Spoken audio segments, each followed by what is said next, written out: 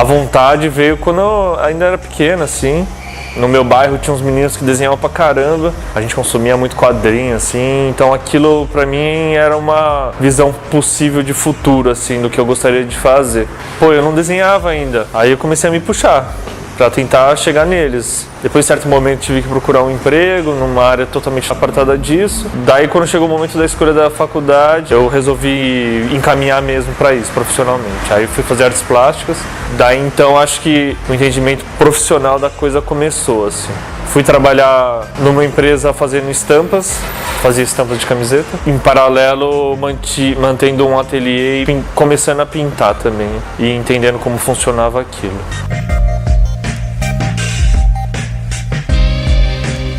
Então, no começo, as referências eram baseadas em desenho oriental, né? E frequentava também uma gibiteca no centro de São Paulo.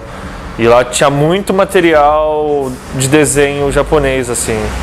A gente ficava lá, passava o dia lá, olhando aquilo, folheando as páginas. E aquilo pra mim era referência naquele momento. Quando eu entrei na faculdade, outras referências vieram, já mais pra pintura, assim. O universo se ampliou muito, por influência de amigos na faculdade, de professor, eu fui conhecendo muita gente que acabou dando base pro que eu faço hoje, assim. O processo de criação hoje em dia, ele é bem técnico, assim. Por exemplo, uma tela de 1 por 1.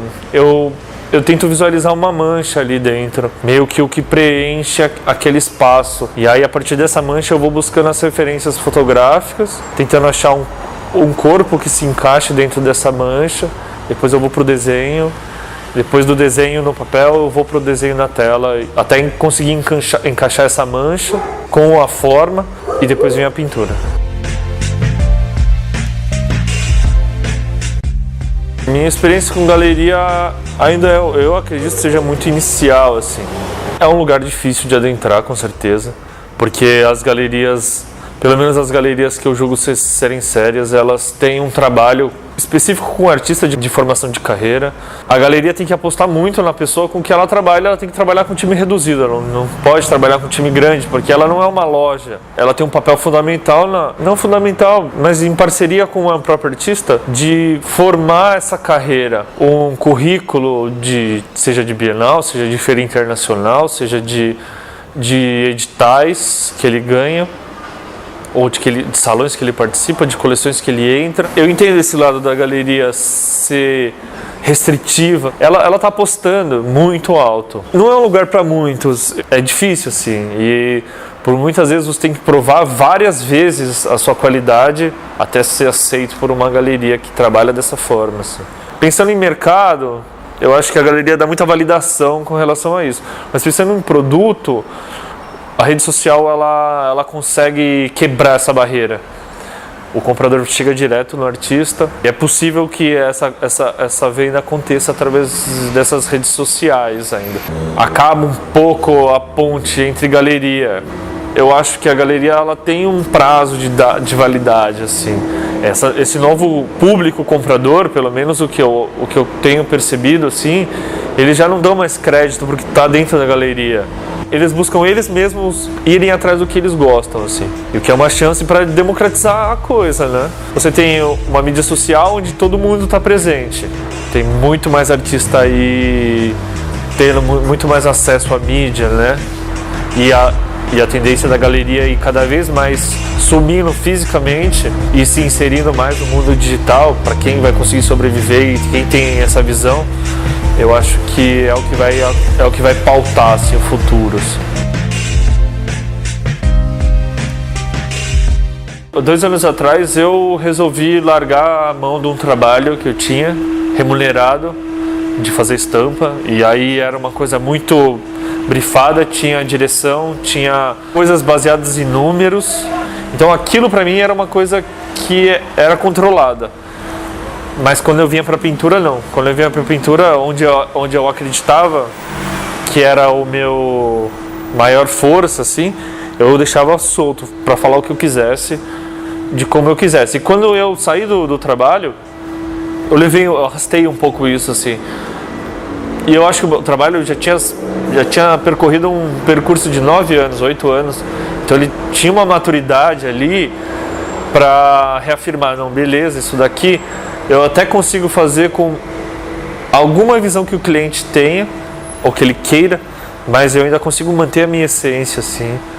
Eu consigo manter a minha verdade dentro daquilo, apesar de talvez o cliente ter escolhido cor, ou quantidade de personagens, ou formato, eu ainda consigo colocar muito a minha verdade. Ainda tenho conflito comigo sobre isso, assim, sobre o quanto ser profissional mata o meu lado artístico e quanto ser profissional faz com que meu lado artístico cresça, assim. Teve essa ruptura onde eu deixei o trabalho e comecei a vir frequentar ateliês em tempo integral. Foi na época da exposição de 2016. Eu precisava desse tempo mesmo, porque foi muito intenso. Foram 3 meses de produção e reflexão sobre o que eu estava passando na vida e outras coisas. Mas daí o lado profissional eu acabei esquecendo, o ganhar dinheiro ficou esquecido. Foram 3 meses que eu me dediquei à pintura, mas não me dediquei à venda desse tipo de trabalho. Então, quando acabou e se iniciou a exposição, eu me vi sem dinheiro. Tipo, putz, faz anos que eu não me vejo dessa forma, porque eu sempre tive salário. E foi um choque, assim. E ainda tô processando isso. Como viver oscilando, né, com venda, de um mês tem boas vendas, outro mês que não tem venda nenhuma. É muito difícil com uma família também, mas eu tô cada vez mais entendendo que existe a parte de produção, a parte de desenvolvimento de trabalho e parte de venda. E eu acho que essas 3 unidas é se entender profissionalmente, assim.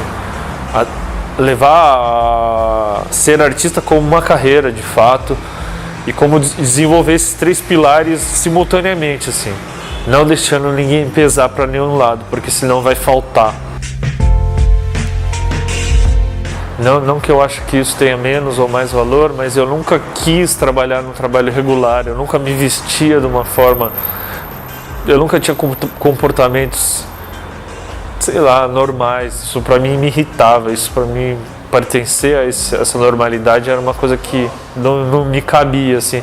Então, me ver como artista e fora de um trabalho assalariado também me coloca no passado, onde eu não me via pertencendo a, sei lá, eu morava numa escola onde tinha pouco japonês, então já era uma pessoa diferente, assim. As pessoas me perguntavam onde eu nasci, então parecia que eu não pertencia a esse lugar. Então... Pô, você é brasileiro. Eu nasci aqui, eu falo sua língua, né? Mas, não, você talvez tenha vindo de outro lugar, mas não. Então, eu acho que isso já foi construindo na minha cabeça que eu queria ser diferente. E queria fazer as coisas de um jeito diferente e pensar diferente.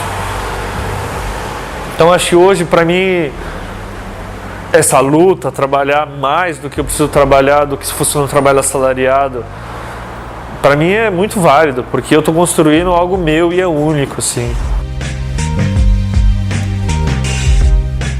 Tento entender que quando eu terminei já não pertence mais a mim. O meu maior envolvimento com a peça acontece no processo, assim, quando ela está se construindo. Lá eu consigo entender as coisas, consigo confrontar sentimentos. Quando ela está concluída, não, acho que eu fico satisfeito quando ela corresponde ao que tinha dentro da minha cabeça inicialmente, em termos de forma e cor. E aí começa um outro estágio, que é como comercializar isso, né? Então, acaba o desprendimento sentimental, rompe ali quando ela se encerra.